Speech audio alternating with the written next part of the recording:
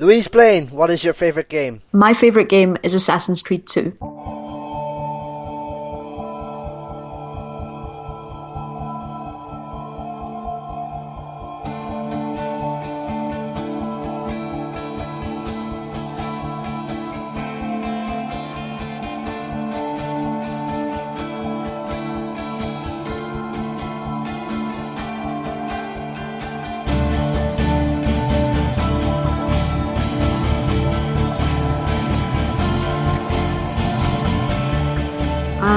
Well, I first got in.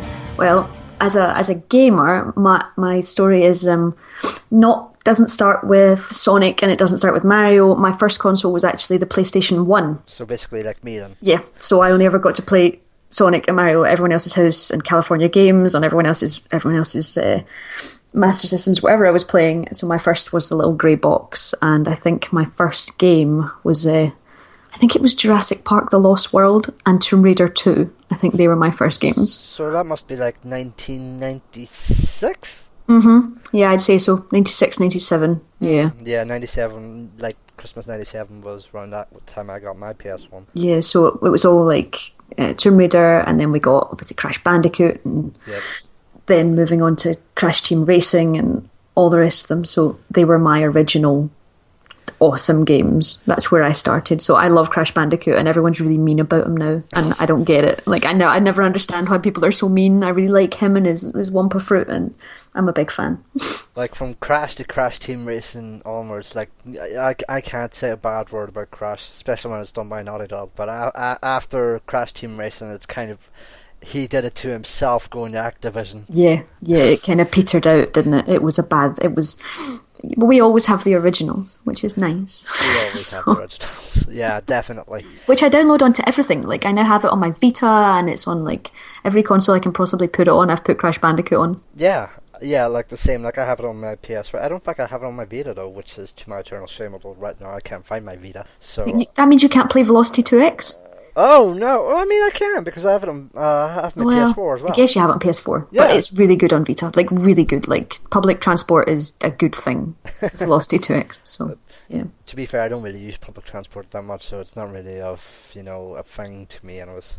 But like, what about other games at the time? Like, there was obviously other big titles like Final Fantasy VII, Metal Gear Solid, or Silent Hill, etc. Oh, Silent Hill was like... I remember playing Silent Hill for the first time, and it was like that's where I've always been into horror and always been into ghost stories, and even when I was young and stuff, Silent Hill was a massive surprise, like a terrifying, awful surprise. So I loved Silent Hill.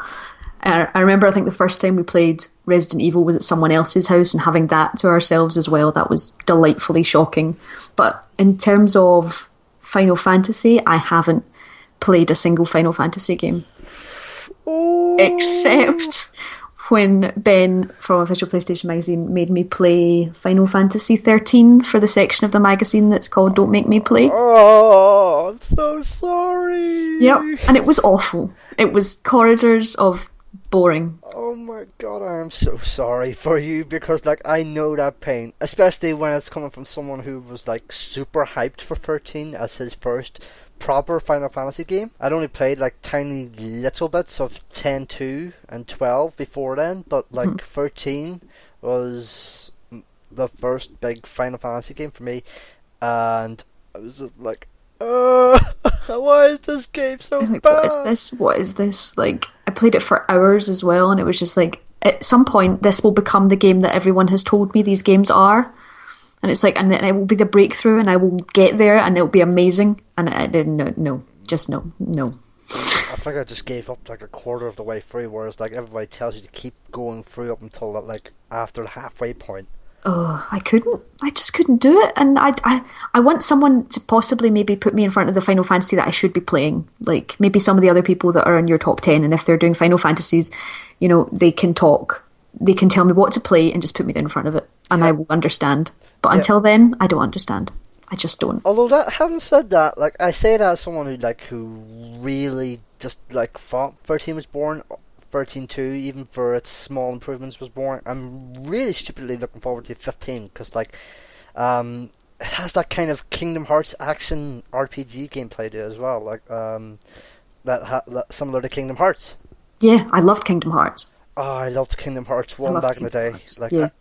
I used, um, like, one of my favorite childhood memories, like, is watching the old Winnie the Pooh movies, like, I think it was the 60s, Hmm. and then the old TV show cartoon in the late 80s. Even though I was born in 91, but like videotape and all that relative. But anyways, like one of my favourite kind of gaming childhood memories was like being very giddy when I finally got into the world resembling 100 Acre Wood. I was just like, I was stupidly giddy, really fun, and I just love Kingdom Hearts 1. I really should play a lot more of the HD version, although that said, the Tarzan, but at the end, with the boss fight, like, I can't mind what you call the boss, but like, oh my Was god, it was so frustrating. I actually bashed the controller up against the wall each time I died, going, why, Oh, why, that's a why? poster quote and a half. Definitely, that should be the poster quote. Yeah, I wanted to bash my controller against the wall. Johnny Cullen. No, but I think like Disney can do that as well. Like Disney kind of has this. You have this association with Disney. Like I played, I'd probably give it. Maybe I was too enthusiastic about it because it was Disney. It was Epic Mickey 2, and I reviewed that, and I loved the whole Disneyness of it. Like, and I'd spoken to Warren Spector about it, and they'd got into the like Disney vaults and found out everything about it, and that was amazing. And the only thing that they couldn't show was Mickey Mouse's teeth. Something to do with Mickey Mouse's teeth. He doesn't have teeth, but like Disney can kind of gives you those fuzzy feelings of nostalgia, even if you're playing a level and you're like, oh, it's Winnie the Pooh, amazing. Like, Exactly, exactly. So what going further down the line, like what other systems were there for you, like in terms of kind of growing up? I was playing PlayStation 2 when I was at uni, so that was lots of Burnout and it was Burnout Takedown. I played a lot of that. Burnout, like Was it Takedown? it was Burnout 3, wasn't it? Yes. Yes, of course. See, without the number, I just can't think. But yeah, Burnout 3 was stupidly fun. I was just like, oh, I loved Burnout. We used to sit up ridiculously late at night playing Burnout and doing those takedown challenges 2-player and listening to that ridiculous, I think it's like Swedish rock opera, Nightwish. We just turned that up really loud and play Burnout. It was amazing. And if we weren't doing that, we were playing Silent Hill 4, The Room. Yes, I played PlayStation 2, played lots of Burnout, played Silent Hill. And then I obviously moved on. Well, actually, this is how we can kind of lead on to my favourite game, because I didn't play games for maybe a year or two, maybe 2 years or 3 years. I dabbled a little bit. I had a PlayStation 3 but didn't really play it that much. And then I got Assassin's Creed 2, and that brought me back into the fold properly. So that's where I can kind of start with that. wow. We'll come back to Assassin's Creed 2 proper, because Yes. we want to dedicate the entire segment to it. But like, since PS3, it's just been PS Vita, PSP. Yeah, You're lots of basically PlayStation Vita, PSP. Obviously, have my DS, my 3DS XL now.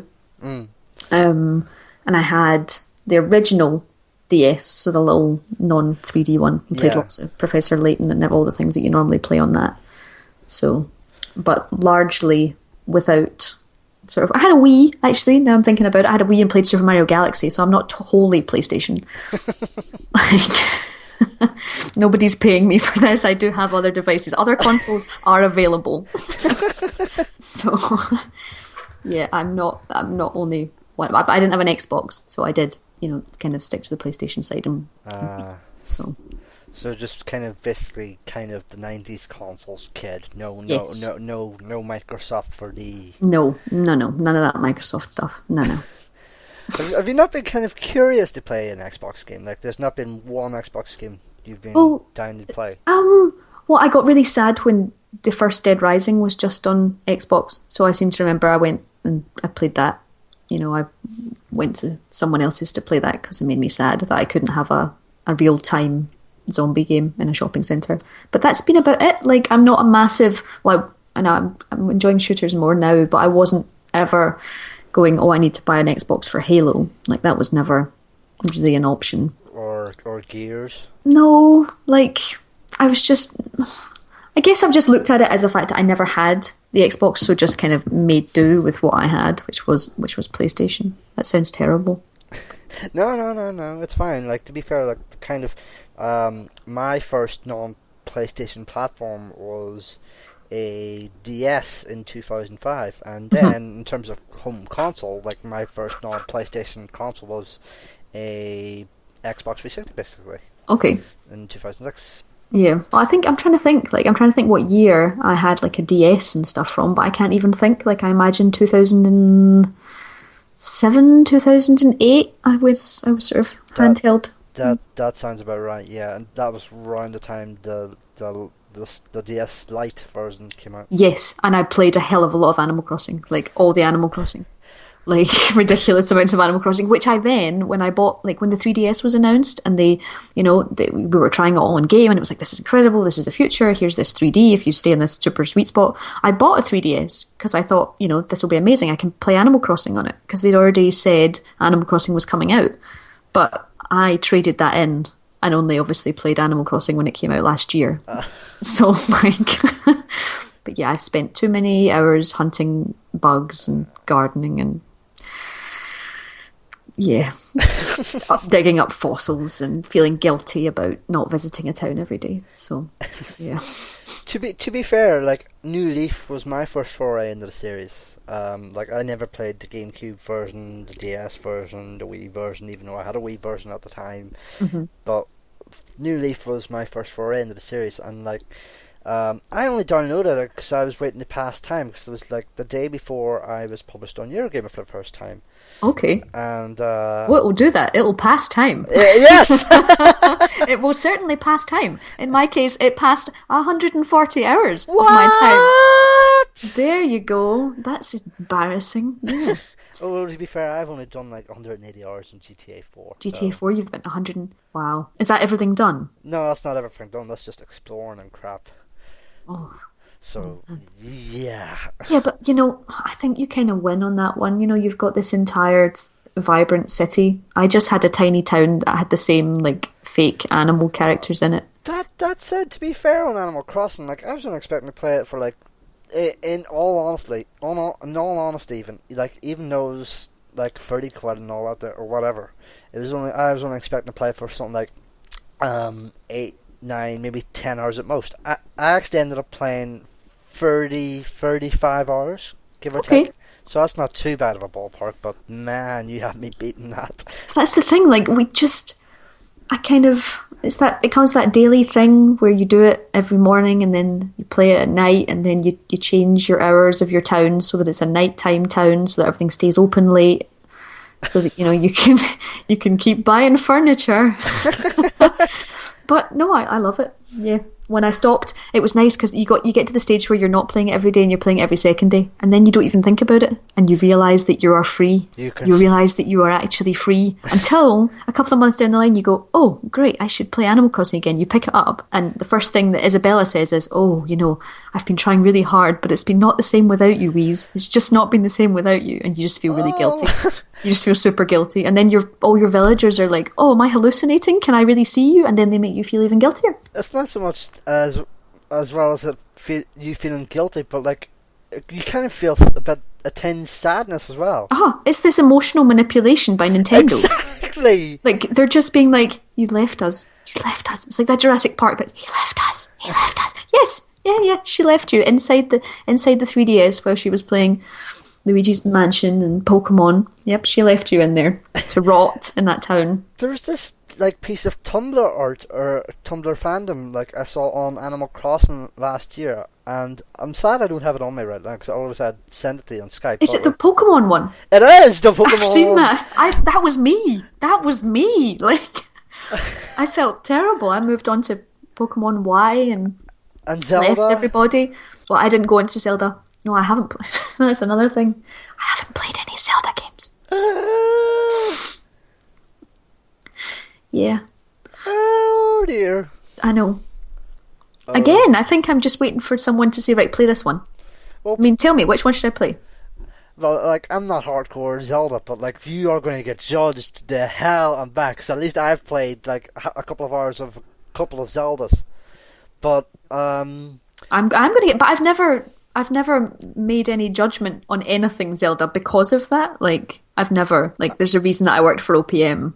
Like, I've never, and I've, like, because there's so many people that are and super passionate that I would never even I wouldn't make any judgment. Oh, fair enough, fair enough. At all. Like, I just need to. The thing is, like, there's only so many hours, and obviously I've already said in this that I spent all those hours playing Animal Crossing, but there's only so many hours you can dedicate to things, because then you speak to the people that have all the incredible Zelda knowledge, and I bow down to them in their Triforce ways, and they've sunk in a lot of time, and that time for me is sadly been in other possibly less worthy places. I know this story, but for those listening, how did you get into the industry? I was very lucky. I was working in the Apple store in Glasgow at the time.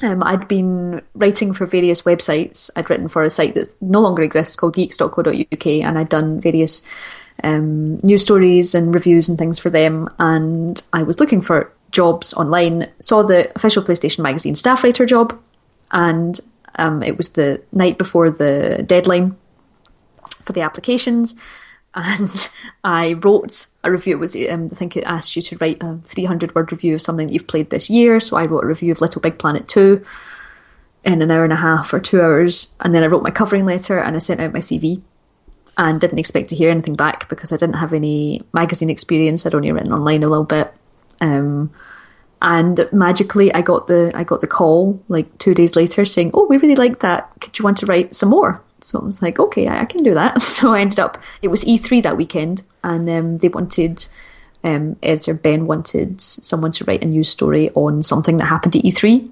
And instead of writing on it about any games, because I thought everyone would do that, I wrote about that 3D display that Sony released. Do you remember? Like, if you were looking at it from different angles, you would see different, like the full screen. Yeah, I remember that, yeah. So I wrote a news story on that. They liked that. Got me down for an interview.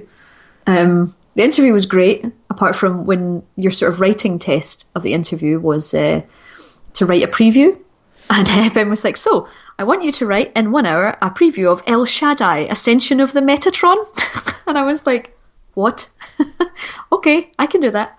So managed to get through my preview of that. And then magically got a job as a staff writer of OPM, which was amazing. So I was there for 10 months. And then I moved back from Bath up north to the west of Scotland, where I still am, and doing stacks of freelance. So now you can find me on OPM and GamesMaster and TechRadar and Guinness World Records Gamers Edition and various other places that are foolish enough to let me write for them. So that is where you will find me.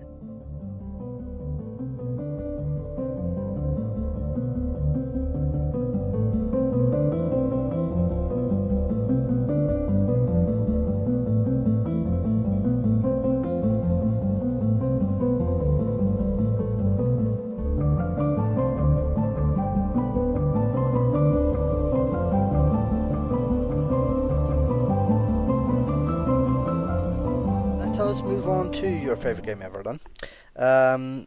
Assassin's Creed 2. Yes. Because I pretty much know you by now. You are a die-hardcore Assassin's Creed 2. Or Assassin's Creed even as a whole. I am, yes. But like, did you not, like, we talked about how you got into gaming again with Assassin's Creed 2, but did you not play the first game beforehand? Or, no. Sorry, not beforehand, after the fact. After Assassin's Creed, I played it after, but I did not play it before. So Assassin's Creed 2 I came into fresh entirely. So I didn't really obviously I had to learn the sort of ways of the Animus, etc. And it was all one big sort of narrative splurge of what on earth is this that I've just found myself in. Like, this instantly multi-layered narrative, which is exciting, you know. But it was a perfect time to sort of start the series because, you know, you're born as Ezio and you move, you know, you hit X and you move your legs and square and your arms and things, because obviously there's that amazing Assassin's thing about, well, initially, your controls, your triangle button was your head for your eagle vision, etc. You could push past people with circle, punch with square, and X was for your legs. So I was born onto Assassin's Creed 2, and that's where I started everything. Quite literally. Yeah, literally, that's where it started, and it was just this amazing story, and I think it was kind of because I hadn't got into a game in so long. it just kept giving. Like, you know, one minute you were in Florence, and then you were in Tuscany, and then, you know, halfway through the game, because obviously it took far too long to get started and everything, you were given Venice. You know, you had this whole city to play in, so it just kept getting bigger. It was basically saying, this, Louise, is how people game now. You know, like, this is just how it is. People just have these enormous cities scored by Jesper Kid. You get to stab people.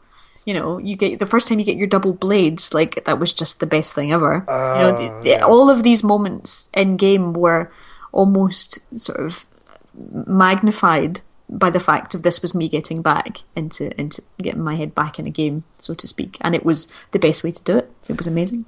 I can easily remember the first time I was hyped for the game, and that was the trailer with Justice in it, and I was like, yes. Oh my god, give me!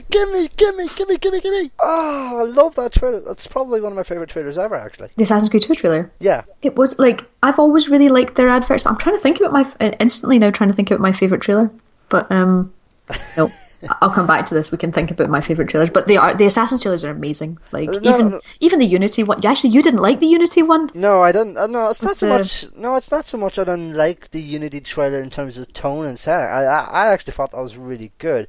It's just what I didn't like was the song choice. See, I like the song choice. I really didn't. I really don't like Lordy. I really don't. Ah, okay. So, but like, I really do like the trailer they did recently with Woodkid for Unity. So did they do another Woodkid one? They did another Woodkid one. Because remember they did Woodkid for Revelations? Yeah, they did. Yeah, I loved that. I didn't realise it was another Woodkid one, actually. I hadn't recognised that, but yeah, that makes sense now. But I did like the newer one, the newer Unity one as well. They're getting it right with these ones, I think. It's good. Like, which one is the newer Unity trailer for you? Is this the CG? It's the one with... I want to say that there's a... Was it the one with the head on the pole? I want to say no, but there was a guillotine involved, obviously, because of the time period. Because of the time period. Yeah. It was the female... the one with the Elise in it? Yes! Yes, right, yeah. Yes, that's the one with Woodkid. Yeah. All right, okay, yes. I'm intrigued by her. I'm quite excited by her, just in the fact that they've obviously been holding on to her to try and sort of dissuade the female sort of. We do have women, honest. So I want to see this Templar Elise and see the relationship with Arno and things, and see what they're doing with it. Let's come back to Unity and Rogue later on, but for now, let's jump back. Sorry, we're digressing again. Yeah. This will happen a lot, not just today, but like throughout the entire series, and it's all my fault, so I do apologise from here on out for such digressing. Anyways, back to Assassin's Creed 2. Yes, back to Assassin's Creed 2. Assassin's Creed 2, like, it was coming off the back of, like, a foundation being set by Assassin's Creed 1, because, like, while Assassin's Creed 1 wasn't this flawless game, in fact, like, a lot of people gave it a good kicking. I really thought Assassin's Creed 1 set a really good foundations. Yes, it had its faults, and yes, it was iffy in terms of bugs and gameplay and all that there, but, like, and like mission design, it was like really repetitive. Yes, but for future stuffs, it really set up the foundation well. So like when I came into Assassin's Creed 2, it was like this whole new series. Never mind a sequel. Like it was as if like Assassin's Creed 2 was a reboot itself rather than a sequel. Yeah, kind of like the Evil Dead 2. You know, just kind of brushing up on the first one and just making it better. And just calling it 2. So, I think it did sort of. I think because I did it the wrong way. Like when I went back to Assassin's Creed 1, I was like, oh, okay, so this is why they did this, and this is why they didn't do this. So, because for me it was kind of reverse learning of, I can't do this, and this isn't here. But I think from what Assassin's Creed 2 is a good indication of exactly how developers learn from their first game, and how they can know how they can improve and take feedback and bring it forward and think, right, how can we tweak that? How can we change this? Because, you know, it's not like Assassin's Creed 2 doesn't have its faults. No. Its tutorial is lengthy. We'll just say lengthy. Yeah, it's lengthy, although it's debatable as to whether it's as lengthy as 3. Well, three we can. Three is an entirely different story. Yeah. Three is, if we say three, I will digress for a long time. So let's stick to two for now. Two has this. The amazing thing is that once you've got all these cities and you have all this atmosphere and you have, it just gives you freedom, which is a glorious thing in games, as we know, but freedom in the way that you feel like rather than running between mission to mission, you can actually take some time to wander around. Like, I like the side missions. Yes, hey, they were repetitive, but you don't always have to pick them up. Or I think the joys of Assassin's Creed 2 for me are walking along rooftops, watching the pigeons flutter off the side of roofs, hearing the hubbub from streets below, and just experiencing it and feeling it and doing that whole thing that Ubi say they're doing, this historical tourism thing. Well, it sounds really cheesy, but Assassin's Creed 2 is the one that manages that, and that's kind of the epitome of it for me, is the fact that you can just walk around. You can walk around killing people, but hey, that's fun. But there's a joy to Assassin's Creed 2 that hasn't been anywhere else for me, possibly ever. Ezio, probably Yes. one of my favourite characters last gen, easily. Oh yeah. And considering like Assassin's Creed games kind of switched up with characters, and it was like with Assassin's Creed 1 you had Altair, 2 you had Ezio, but then you had Ezio for 2 more games. Yes. Then it kind of basically each installment has kind of switched it up, with the exceptions of 2 through Revelations. So, I mean, I think Ezio was kind of worthy of... I'm not saying that any of the ones since haven't been, but obviously Connor hasn't gone down particularly well. We liked Edward, swashbuckling Edward, and obviously we're getting Haytham back for Rogue, which is interesting. But Ezio as a character is... going through to Brotherhood and Revelations, it's someone that you can actually see evolve. So initially, he's a cocky, Lothario that's hurtling around, and he's quite, lovable in that way, but then he's getting a bit tired by Brotherhood. He's not quite tired, he's still pretty strong, but then by the time you get to Revelations, he's getting grey around the edges. He's thinking about his life, he's thinking about, the things he's missed and love, and going on that narrative journey with a character that you've just been sort of, stabbing people with is actually really worth something, I think. So I love Ezio. And also the fact that in Revelations, you had Ezio and Altair in the same universe, in that same beautiful sort of end sequence where it was just sort of sit down and have a rest, which was beautiful and made me cry. So that's always good when games can make you cry. So I can honestly attest to that as someone who cried at the end of Metal Gear Solid 3 for the first time in his life. But I mean the kind of... I definitely know where you're coming from, and I know we're talking about different games here, because obviously... Actually, I'm going to actually follow that up. What was the first game that kind of made you cry at a game, or was it just Revelations? It must have been before I think I cried at the end of Silent Hill 2. Yeah, I think I cried at the end of Silent Hill 2.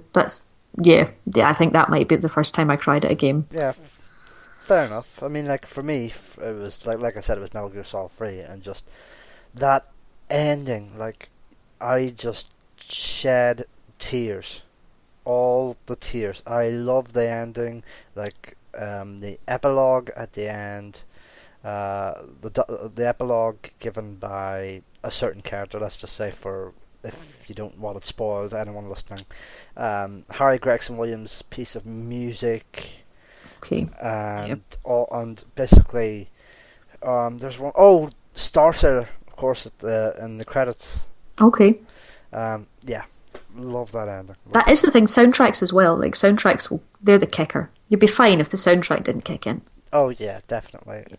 I mean, let's talk about that soundtrack, because in Assassin's Creed 2, because Jesper Kid. Yeah. Jesper. Because there was kind of oohing and kind of oohing and ahhing about it, because it was Jesper Kid. He's more known only as the Hitman guy. We don't know him about anything else. No, it's amazing. I think Home in Florence is possibly one of my favourite ever pieces of video game music, just because of that nice sort of that feeling that I get when I wander around. I think Home in Florence is just this lovely piece of his. But I remember like I've got, obviously, it's actually really good to work to the Assassin's Creed 2 soundtrack, the double disc. But anyway, when I went to see Assassin's Creed 3, when it was first revealed, I managed to get out of Alex Hutchinson that it wouldn't be Jesper Kidd doing the score, and but I wasn't allowed to talk about it because he'd said something. I was like, "Oh, is it Jesper Kidd back?" And he kind of went, "No."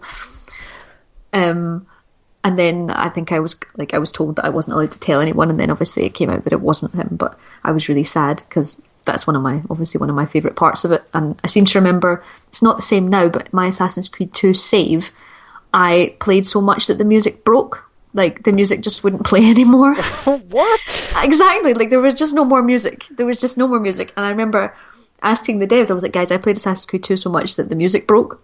And they're like, that's when the game's telling you to go to the pub. I was like, that's not useful, guys. I want to hear Jesper Kidd again. It's not useful. But, yeah. So, I played it so much it broke. There's another poster quote. It's all good. The music broke Assassin's Creed 2. It's that good. Louise Blain. Yeah, that's it. So, talk about the one aspect of Assassin's Creed 2 you love more than any other in the game. Venice. Well, picking a city. There you go. I'm picking a city. I'm picking a sun-drenched Italian city as my favourite part. It is the atmosphere. It's the buzz. Oh yeah. It's the feeling that you get as you walk around the depth. Yeah, I am a real sucker for atmosphere in a game, especially if it's an open world with a dense, packed population. Yeah, and a Jesper Kidd score. So it just all builds, and also there's the you feel like I kind of think that, like, you probably know that I like Batman. I really like Batman. Yeah. I'm a big fan of Batman. Ezio is basically a Renaissance Batman. Like, he is. And by the end of Assassin's Creed 2, and you're totally got a ridiculous arsenal of throwing knives and crossbolts, and you've got everything. You basically are the Bruce Wayne of the Venice rooftops. Yeah. And that whole Leonardo da Vinci thing. Oh. Exactly. We haven't even talked about Da Vinci. And no, we haven't. Like, how can we not have talked about Da Vinci? Da Vinci is key. You know, the fact that not only are you... And Monteriggioni. Holy hell, why haven't we said anything about Monteriggioni? Coming home to Monteriggioni in Assassin's Creed 2 is one of the best feelings ever. Like, it's amazing. And then what started Brotherhood was just the worst thing in the world, because you're like, I spent 60 hours building this. Yeah. But yeah, so Monteriggioni, incredible. Da Vinci, inspiring. Like, there's so many different parts of Assassin's Creed 2 that just make it better every time. And I think that's kind of what the long tutorial sequence kind of delivers, is the fact that you can do this now, you can blend now, you can do this, you can stab with one, here you can stab with two, Da Vinci's made you this, he's made you a flying machine. And it's just like, but we won't really talk about the flying machine sequence, because as far as I remember, when I tried to platinum Assassin's Creed 2, I did platinum Assassin's Creed 2, you had to kick people off towers with the flying machine. Yeah. And you only had one go at it, because before they patched it, you could only get access to the flying machine in that one sequence. Oh. But then they brought out the DLC, which was in Forley, and you could get the flying machine to then redo the mission to kick down enough guards to get the trophy. But yes, there's your useless bit of information there. And I did get my platinum. I collected all my feathers and my glyphs. I was sorted. What about the one aspect you hate most about Assassin's Creed 2? Which is probably going to be hard for you. Well, the end.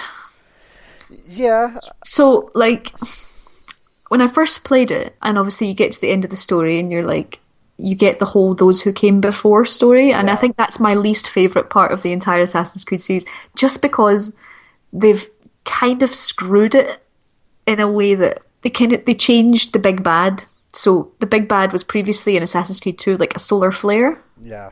But then it kind of turned into Abstergo doing something with a satellite, and it was going to be Abstergo's fault. And then those who came before could fix it. And then I think the those who came before aspect of Assassin's Creed is the fact is its kind of downfall, and I think is now what they're trying to do with these. Well, you can start here, kids, because you don't need to know any of this stuff because it's too confusing. So I think possibly the end, and also the fact that, like, you beat up the Pope at the end. Like, I think I just felt kind of bad that I was punching an old man. Like, I felt pretty guilty about the whole thing. But yeah, I mean, I'd still really like the end. It's not enough to, pop it down a few pegs on my favourite games, but I think that storyline is probably my least favourite because everything else is perfect. Let's talk about other AC games just for briefly then, especially what's coming ahead then with Unity and Rogue, which are now coming the same day. November 13th, yes. They are both arriving that day. Although, that said, they are coming out the same day as Halo Master Chief. And what else is coming out that day? Because there's something else coming out that day. The Crew, and what else is coming out that day? There's something else coming out that day. Was the Crew coming out that day as well? Crew's coming out that day as well. There is something else though, but I can't quite put my finger on it. No, I can't remember. But one game that is rumoured for it is GTA. Oh yes, they keep kind of threatening that, don't they? It's looming They're over hanging them. that over it. It's Hi! just like, hello, we could drop this at any point. You know why? Because we're Rockstar and we want to fuck you up. I think that is exactly what they want to do.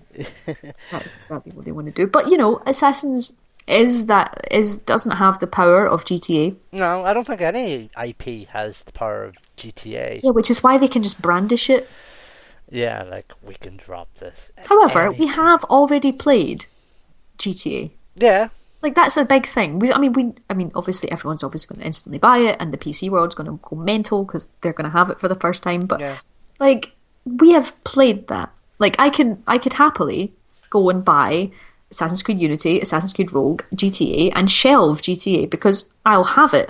But I've played it. I would rather pick up, not just because I am Assassin's Creed me, but I could I could pick up, I could play Unity and that's fine, and then I can play GTA later. Like, I'm probably the only one that can say that, but Unity, I've never been to French Revolution Paris before. No, definitely not. And then, like, I have to say, like, okay, I'm realising I'm going to walk a tightrope right now with you. Yeah, go on. But take a walk. Like, I liked 1, and I really enjoyed 2, but post Assassin's Creed 2, I've just not gotten on with. Brotherhood was just meh. Like, Brotherhood was Rome DLC. That's what it was. Yeah, to be fair, like that, it was, in a sense, it was an expansion, but at the same time, it did, like, introduce multiplayer for the first time. So yeah, the multiplayer's amazing, and there was the whole Borgia's character stuff. Like, I really enjoyed all that history. Yeah, so I think I'd give Montreal a pass on that one. I would, but in terms of Revelations, that was, if anything, if Brotherhood was an expansion that got a pass, then Revelations was easily an expansion. I totally disagree. Really? I love Revelations. I love Revelations because it keeps doing...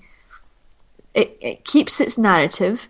It takes you to a whole new city, which I really enjoyed the city. It looked nicer. There was some super, super dramatic moments. Like, you had to chase there was Masyaf keys that you had to collect.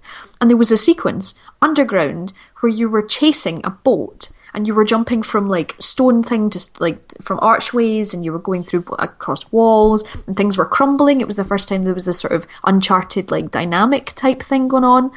It was super exciting, like, proper exhilarating that Assassin's Creed had never seen before. And it had that, like, a few times, like, different kinds of ways that it had never been. I really enjoyed Revelations. I mean, let's just not talk about the first person sequences, but I love Revelations. And I love the ending of Revelations. And I think that's why the whole thing for me has this whole... The Ezio trilogy is complete for me because it had this whole narrative going through it. And the gameplay evolved enough for me to have it. It was still good enough. So I am a Revelations fan. I gave Revelations a 9 in OPM. I was really... You're like, you're wrong. You're wrong. You're totally wrong. I was really critical of Revelations on VG247, saying, like, this is a, like, after Assassin's Creed 3, because, like, they already said they're going to work on 3, but I said after 3 they need to take a break. Yes. And a year later 3 came out, and I was like,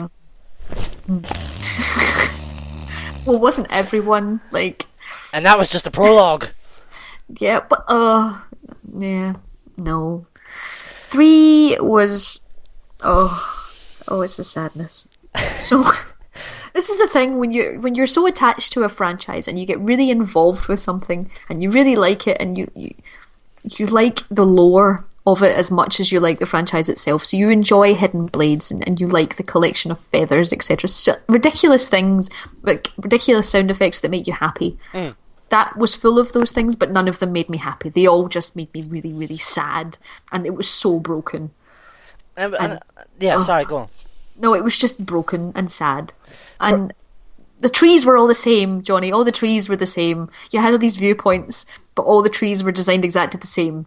So it doesn't matter which way you went through the forest. You know, there used to be the amazing puzzles of Assassin's Creed 2 as you didn't know quite how to get to the next viewpoint because maybe you need another skill to do it, maybe you needed to have the hook blade, and there was other ways to do it, but no. In this one, trees only have one layout. There are only one layout of trees, and this is how you climb them. Christ, that's so much attention to detail. Or not. Lack thereof. Yeah. Not attention to detail. It's attention to one tree. There will only be one tree.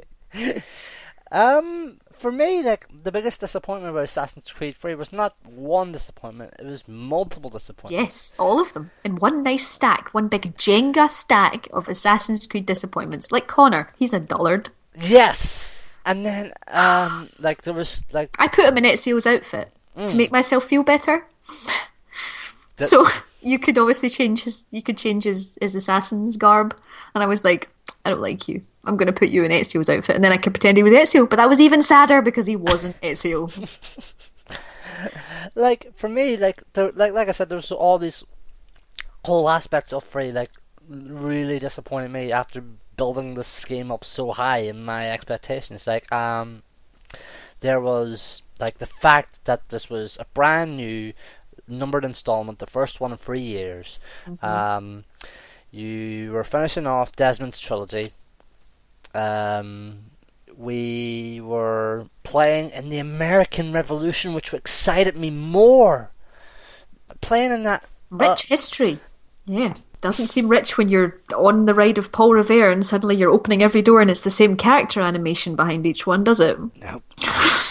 I'm sitting here with white knuckles. White knuckles! Oh, take another sip of tea, Louise. It's going to be fine. Oh, like, so many disappointments about that game. The only thing that was kind of, like, somewhere kind of near the point of entertaining was... The ships. No, not the ships, although I did enjoy the ships, but, now, thinking about it, but, like, the other part that kind of zoned around the entertainment area, like, oh, I actually enjoyed that bit, was the twist at the end of the tutorial with Haytham. Yes, yeah, it was good. I liked that.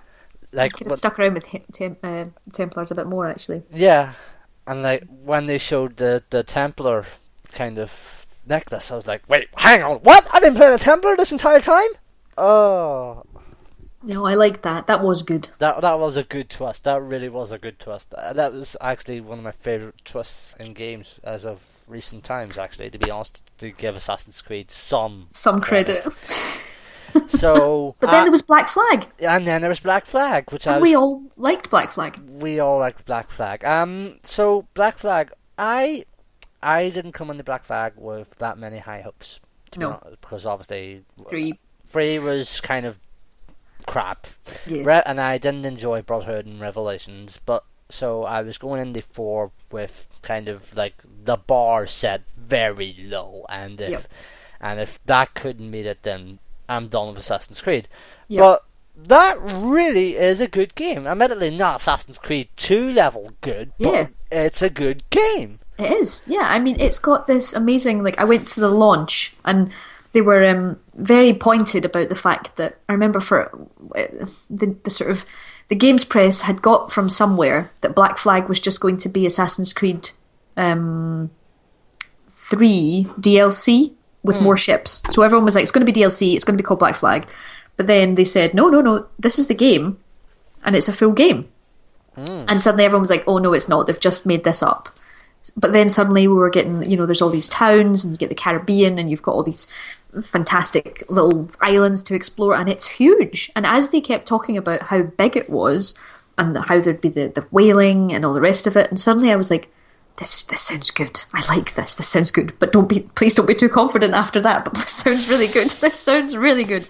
And then, playing it, and it was beautiful, and there was the shanties, and yes, and it was gorgeous on PS4 as well. I waited for PS4 for it. I had to wait a whole month because it was out on PS3 already. But then I was like, no, I will play this on new gen, and it was beautiful and fabulous and fun, and had that fun back in it that Assassin's Creed 3 was sorely lacking. Yeah, it had all the grumpy. I picked up Black Flag in the pretense that this most likely will be my last Assassin's Creed game. Yeah. I was picking it up for PS4, and I really enjoyed that game more than I thought I would. And fair props to Montreal for putting that game together, because I was sure that I was going to be done with the series at that point. No, it was really impressive. I really, really enjoyed it, and I quite the Freedom Cry DLC. There was a lot wrong with, but I still liked that as well. There was there was interesting themes that they sort of brought in with slavery and things, which I think were quite bold and could have possibly been handled better. But there was a lot of interesting things brought in. And the thing is, they're so passionate about their history. They're so passionate about their history, and it's Montreal are an incredible studio for that. In the fact that there's so much information there if you go looking for it. You can find so much history in there. But yeah. Which brings us kind of full circle again to Unity, which has me excitedly skeptical / skeptically excited. Skepticated. I'm really excited about Unity in a number of levels. Like, I'm excited about Unity because we're back in Europe. We have, really exciting architecture to explore again. We've not got everything being flat because it's been there for longer than 100 years, which is nice. Yep. So they've got that whole depth of history going on again. So back to Ezio trilogy type. I'm excited about Unity because the French Revolution, I didn't know that much about. I know more about now. It's super bloody, super gory. That National Razor gets used multiple times daily. So I'm excited about how they're going to fit the Assassins and the Templars into that, because, it was practically made for that lore, Yeah. Liberty, equality, fraternity is brotherhood. So it's interesting. And then there's Rogue, which is part of the AC Haytham trilogy. Yes. Yeah, with, how do you feel about his accent? I am going to have a lot of people asking me about that accent between now and November. I heard it yesterday when they released was it yesterday? Friday. And it was just like, but it does look good. It's got polar bears and penguins. Yeah. Which is exciting. Yeah, very exciting. Like, this is going to be like the last AC for the last gen consoles, so I'm definitely excited to see how that pans out, to see how well they treat it compared to Unity, which is going to be, PS4 and Xbox One only, and PC only, whereas Rogue's skipping PC entirely for PS3 and interesting. Xbox. Yeah. Excuse me. Yep. So there's one other game that I've actually just completely forgotten about. Liberation. Oh yes. So I didn't even play the HD remake. I played Liberation on Vita, and I was really excited about it. Like, I had a lot of good thoughts for it, because I was like, we have a female assassin. That's great. There's lots we can do with that. It's specifically for Vita, so we'll get to use Vita's controls. It sounds like they've really embraced the fact that they can, do all these things. But then I played it, and while it wasn't the worst, it was. You see, I'm just getting sad again now, Johnny. I'm just getting sad because there was lots that they could do with Liberation that they didn't. It was staid in its missions. It was buggy as anything, really, really buggy. It did use the same engine somewhere as Assassin's Creed 3, because Aveline would run through the trees and the movement was interesting and there, but there was just so much lacking in it, and the story was terrible. Did you play it to the end? I didn't play it to the end, no. Well, maybe I shouldn't spoil it for everyone, but no, it was basically like, no, I can't spoil the ending. Even though I have a funny way of doing it, I'm not going to spoil the ending. It's It's not a very good ending, is it?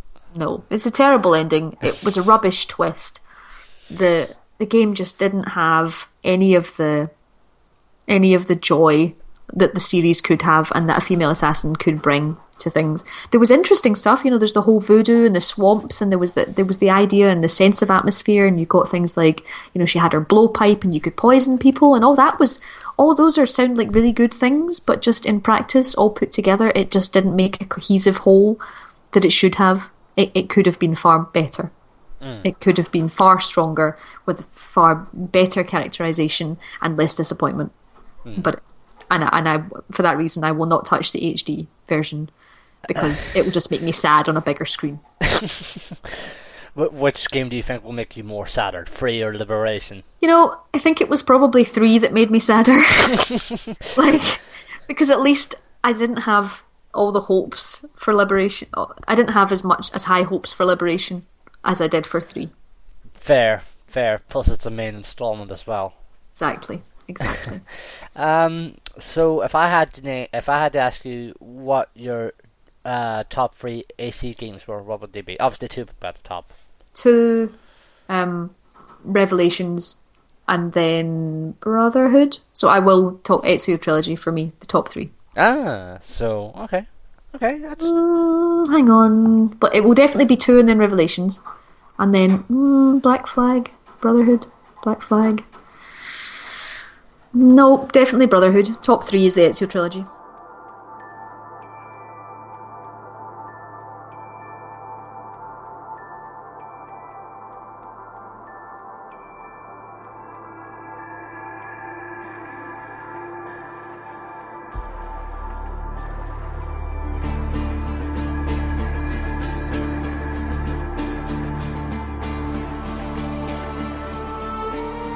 Honourable mentions. Do you have any honourable mentions that would kind of sit alongside Assassin's Creed?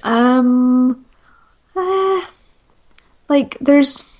Let me think. Obviously, there's the stuff we talked about earlier. I have sort of massive sort of nostalgia type fest for my original PlayStation games. But stuff like the Rayman games. I love Rayman. I love side-scrolling platforming. Ubi have perfected that. Absolutely. Yep. Rayman Legends was exquisite. It's an incredible game.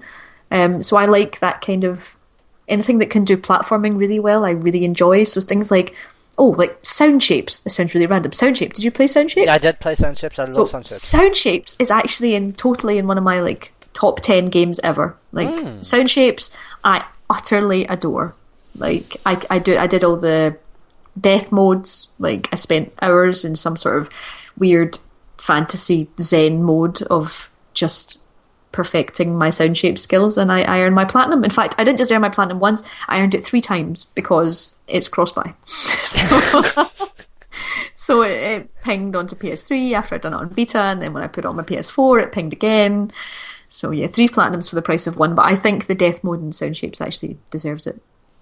I think I've expected it for that. But yeah. So yeah, I know it doesn't. I'm not saying hugely amazing games right now, but I'm talking about games that matter to me and are important to me. So I mean, you also talked about as well. Your kind of fandom for Batman as well. So I'd assume the Arkham games are Arkham Asylum. Yeah, Arkham Asylum is really Asylum. I find much better than City. It's far more. It's got that sort of linearity to it. That's not. You're not sort of oppressed by it, but it's structured. It sort of guides you through it like a sort of perfect roller coaster. So I really enjoy Arkham Asylum, and especially the sort of fourth wall breaking stuff with Scarecrow, and there was just so many parts of Asylum that were just perfect. Yeah, so good. And City watered it down. City let that intensity go a little bit. I'm someone who prefers City the Asylum. Don't get me wrong, they're both great games, but if you had to ask me on any given day, I'd give it to City. Okay, is that for just feeling more like Batman because you have the freedom? It was just kind of like the more freedom to explore, basically. Yeah. Yeah, I can see that. I can totally see that. Because the thing is, when I do play City, and I can hear the people screaming or whatever, and I'm like, oh, I must save them, because I get on my Batman mode. I must save them. So I get really distracted by everything. So I think that's why, because I get super distracted when I play City, because I want to play the hero. So I want to just break up fights and rescue people. But Asylum doesn't give you any of that. It just tells you to play a certain way. So I quite like that too. Like, what other games would you put in that list? Your honourable mentions. My honourable mentions. I would put Burnout Paradise in that list. Oh, Burnout Paradise has to go in that list. Yes. Yep. Definitely. Yep. It's in there. I'm trying to think what else. I love the Lego games. I don't think they'd sit in my top 10, but I love Lego games. They have this lovely innocence to them. BioShock Infinite. Yep. That's probably going to be in there.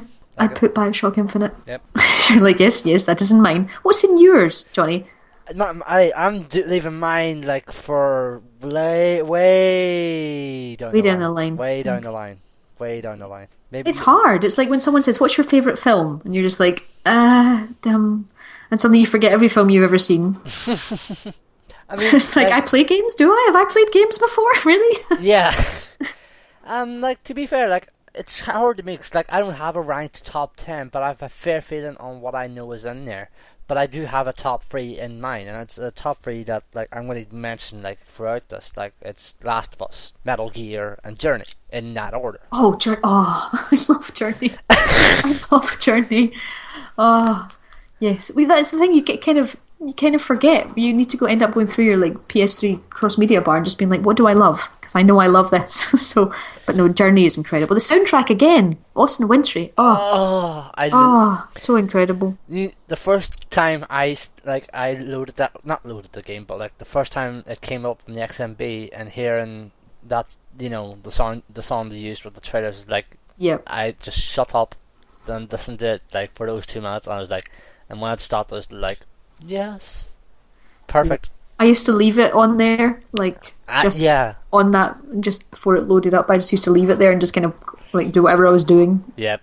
Just leave it there. Oh, Journey, so exceptional. Road of Trials, just surfing down that hill was just incredible. Just give you that soaring feeling. Incredible. Yeah.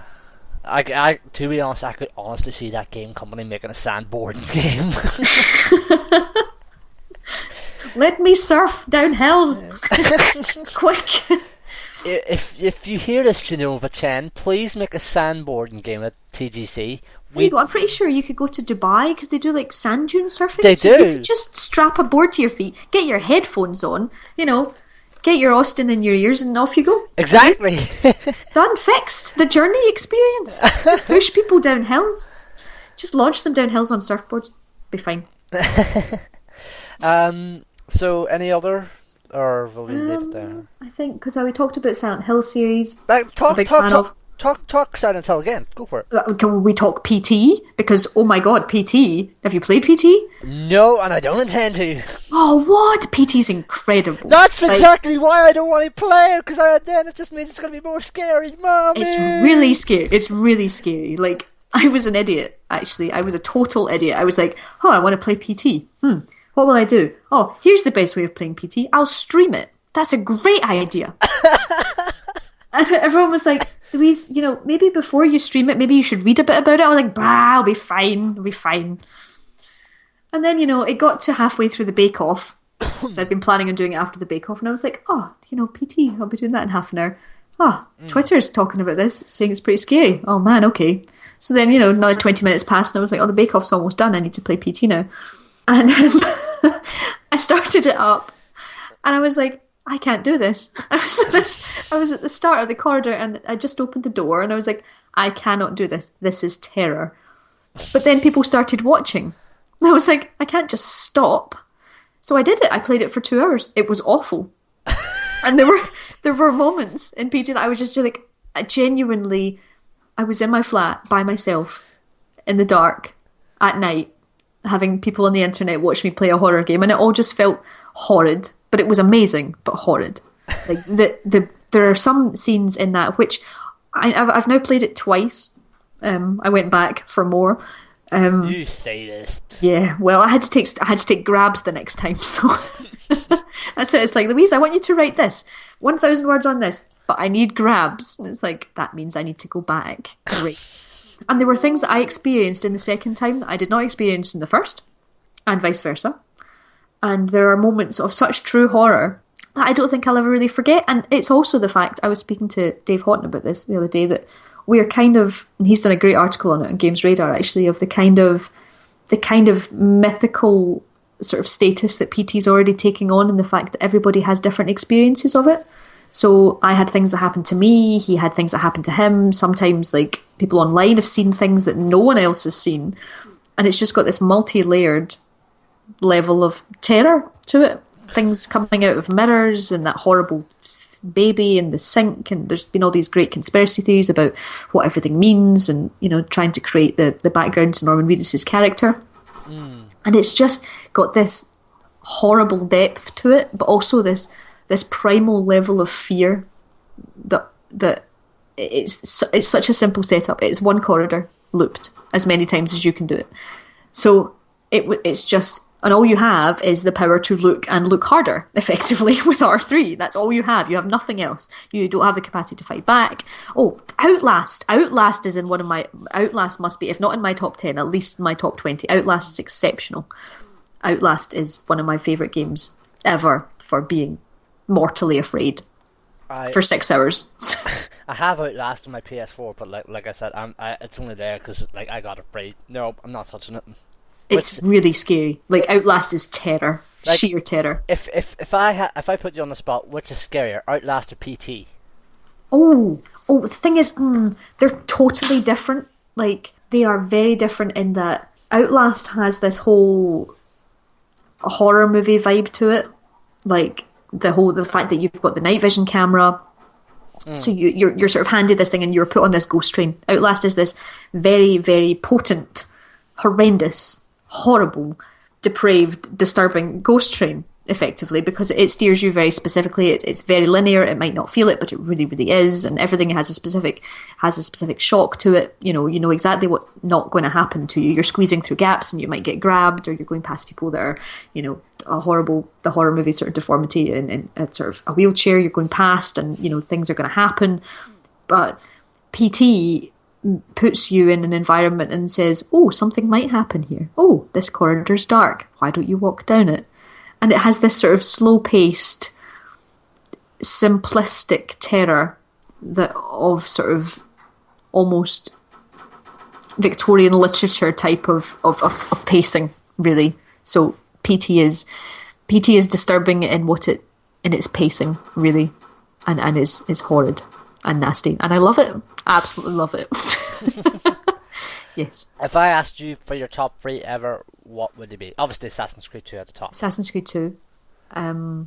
You'd think I would have thought about a top 3 before right now, but as is often my result, sort of my actions when I take on freelance, it's like, I've got 5 minutes to go.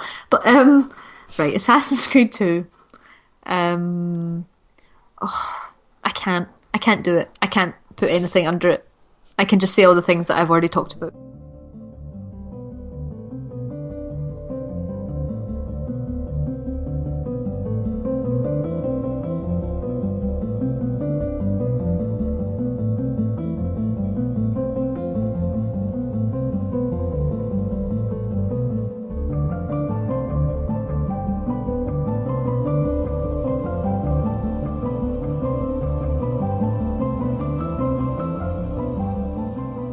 You can find me on Twitter. I am at shiny_demon. You can find my words in official PlayStation magazine on a regular basis. You can also find them in GamesMaster, various places, reviews, etc. You'll find me in the Culture Master section in there as well. And you can tend to find me ranting about PS4 over on TechRadar. So, yeah. Take your pick. But I will always be eternally ridiculous and possibly talking about Assassins on my Twitter. So that's probably the best place to find me. So that's shiny_demon.